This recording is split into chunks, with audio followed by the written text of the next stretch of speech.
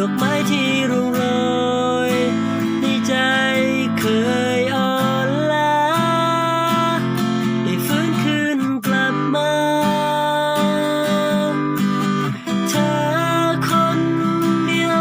เธอคือนางฟ้าในใจคอยนำทางคนที่ยังเดียวดายเปิดใจให้พบรักแท้มีจริงจากวันคืนที่เปลี่ยวความหมา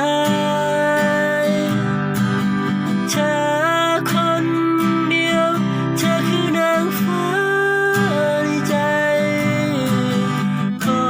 ยนำทางคนที่ยังเดียวดายเปิดใจให้พบรักแท้มีจริงเปลี่ยนวันคืนเปลี่ยนชีวิตฉันให้พบ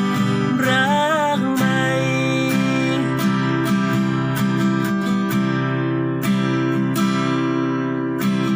อยากโอบกอดรักเธอแนบอยู่เคียงกายจะพันธนาการเธอในหัวใจ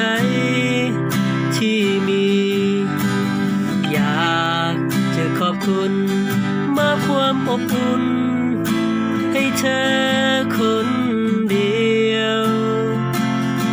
รักเธอคือเจียวมองใจแล้วสายลมก็พัดพาเธอเข้ามาเพิ่มแรงใจดอกไม้ที่ร่วงโรยในใจเคยอ่อนล้าได้ฟื้นคืนกลับมาเธอคนเดียวเธอคือนางฟ้าในใจคอยนำทางคนที่ยังเดียวดายเปิดใจให้พบรักแท้มีจริงจากดวงใจที่เปลี่ยนความหมายเธอคนเดียวเธอคือนางฟ้าในใจคอยนำทางคนที่ยังเดียวดายเปิดใจให้พบรักแท้มีจริงเปลี่ยนวันคืนเปลี่ยนชีวิตฉัน